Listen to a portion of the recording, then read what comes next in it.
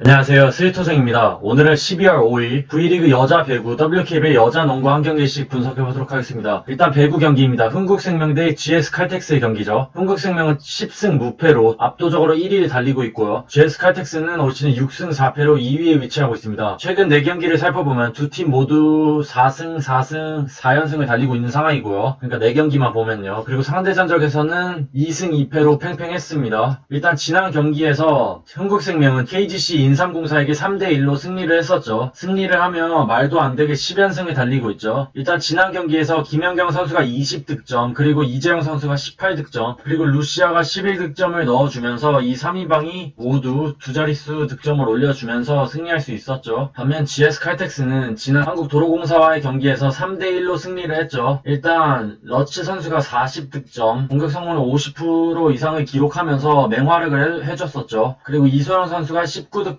그리고 강소희가 6득점을 올리면서 일단 이소영이 살아났고 강소희도 조금씩 살아나는 모습을 보여줬습니다. 일단 이 경기의 체크포인트는 흥국생명 홈경기고 3일 만에 경기를 치르고, 반면 GS칼텍스는 원정이고 4일 만에 경기를 치르는 상황입니다. 체력적으로는 두 팀 모두 문제가 없어 보이네요. 일단 흥국생명이 1.16을 받았고 GS칼텍스가 3.48을 받았죠. 오랜만에 흥국생명이 이런 배당을 받았네요. 일단 이 경기는 일반 승패는 조금 위험이 있다고 봅니다. 왜냐면 사실 흥국생명이 지난 경기에서 승리하긴 했지만 여전히 좋지 않은 리시브 효율을 보여줬었죠. 일단 이재영의 리시브도 올 시즌 그렇게 좋지 못했었고, 그리고 김연경도 지난 경기에서 좋지 않은 리시브 효율을 보여줬었죠. 무엇보다 흥국생명은 셧아웃 아니면 조금 리시브에서 초반에 많이 흔들리는 경우가 많았었죠. 무엇보다 1세트에서 지난 인삼공사와의 경기에서도 1세트에서 25대 16으로 패배를 했었죠. 여기 오타가 있네요. 그래서 이 경기는 사실 강소희까지 살아났고 1, 2라운드에 비해서 조금 탄탄해진 GS칼텍스이기 때문에 이 경기는 뭐 일반승은 저라면 그냥 안 갈 것으로 보이네요. 근데 핸디는 1.5인데 원래 보통 흥국에게 2.5로 줬지만 이번엔 1.5를 줬네요. 1.5를 줬는데 저라면 GS칼텍스 핸디승이 낫지 않을까 싶네요. 왜냐면 GS칼텍스가 1, 2라운드에 비해 강소희의 몸 상태가 많이 좋아졌고, 그리고 러츠와 이소영 그리고 이 3인방이 나쁘지 않기 때문에 충분히 1, 2세트 정도는 따지 않을까 싶네요. 그리고 무엇보다 흥국전 리시브 효율이 평균 40% 이상을 기록하면서 리시브에서 흥국생명보다 좋은 모습을 보여주지 않을까 싶네요. 그래서 정리해보자면 GS칼텍스 핸디 1.5승, 언오버는 176.5, 오버가 낫지 않을까 싶네요. 그 다음 경기는 여자 농구 경기입니다. 신한은행 대 BNK 썸이죠. 일단 신한은행은 4승 5패로 4위고요. BNK 썸은 3승 6패로 5위입니다. 최근 4경기를 살펴보면 승, 패, 패, 패, 똑같이 승, 패, 패, 패, 3연패에 빠진 두 팀이죠. 하지만 상대 전적에서 3승 2패로 신한은행이 조금 우세했었고요. 그리고 지난 경기를 분석해보면 신한은행은 삼성생명에게 78대 63으로 패배를 했죠. 일단 지난 경기에서 2점슛 성공률 45%, 3점슛 성공률 20.8%, 그러니까 내각과 외곽, 그러니까 슛감들은 나쁘지 않았었죠. 선수들의 슛감은 나쁘지 않았고, 페인트존 싸움에서도 삼성생명을 상대로 배혜윤과 김한벌이 버티고 있었지만 크게 밀리진 않았었죠. 일단 김단비 선수가 21득점, 11리바운드, 7어시스트로 엄청난 더블더블을 기록하며 팀을 승리로 이끌긴 했죠. 그리고 한채진이 7득점, 김수현과 유승희가 7득점씩을 올려줬네요. 그리고 벤치에선 이경은이 10득점을 올려줬죠.